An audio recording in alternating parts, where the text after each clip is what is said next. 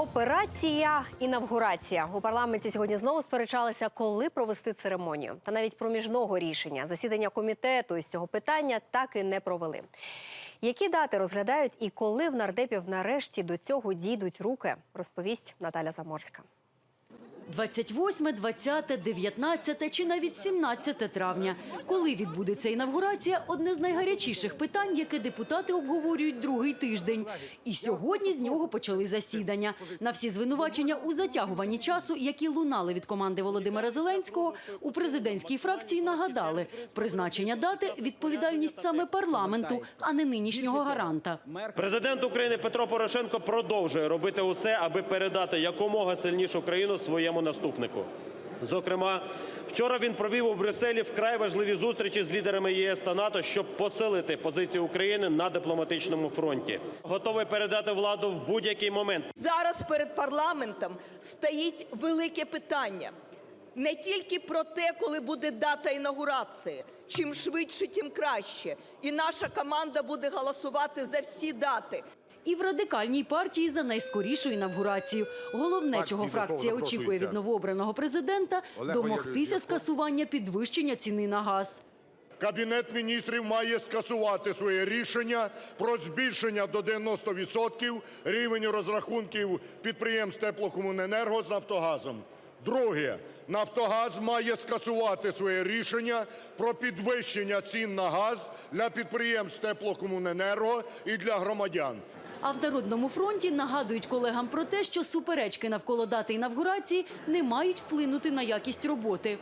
Верховна Рада очікує від новообраного президента Володимира Зеленського кадрових рішень. Парламент, коаліція і уряд працюють і продовжують ухвалювати закони та впроваджувати надважливі для держави рішення. Будуть працювати до обрання нової Верховної Ради на строкових виборах 27 жовтня. У Верховній Раді зареєстрували уже 6 постанов про можливу дату інавгурації. 2 з них сьогодні зранку. Багато депутатів наполягає на невідкладному розгляді цього питання, щоб якомога швидше провести церемонію. Однак на голосування документів досі не виносили, тому що парламентський комітет з питань регламенту іще не надав щодо них свого висновку. Розглянути документи про дату інавгурації регламентний комітет планує завтра після обіду. Комітет наш був готовий сьогодні це розглядати, але ще раз підкреслюю, в секретаріаті до цього часу ще приймали проекти постанов. І вони вважали, що є ще термін, коли потрібно витримати для того, щоб прийняти від наших колег-депутатів. У кулуарах говорять, що з інавгурацією не квапляться, щоб заблокувати можливі дострокові вибори до парламенту. На те, що сьогодні не розглядали можливих дат, сам Володимир Зеленський відреагував обуренням у Фейсбуці. Зате, коли проводити церемонію, депутати голосуватимуть найімовірніше у четвер.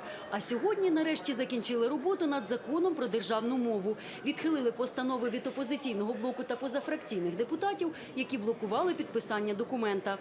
Мовний закон розколює країну. Він є антиконституційним. І під час його ухвалення було порушено регламент Верховної Ради. Впевнений, що скасування результатів голосування за нього буде позитивно сприйнято суспільством. Майже година дискусій, і спікер таки підписав закон. Всім тим, які вже сьогодні планують реванш, погрожують нам судами, погрожують відміною цього закону. Як тільки ви торкнетеся і спробуєте робити ревізію чи закону про мову, чи декомунізації, чи питання церкви, ви відчуєте весь гнів українського народу. Слава Україні! Вітаю всіх! Документ передбачає – українська єдина державна мова. Її мають обов'язково використовувати в органах влади та місцевого самоуправління, а також у публічній сфері. А ось на приватне спілкування та релігійні обряди закон не поширюється. Наталя Заморська, Марія Петрик, Роман Рамус. Сьогодні канал «Україна».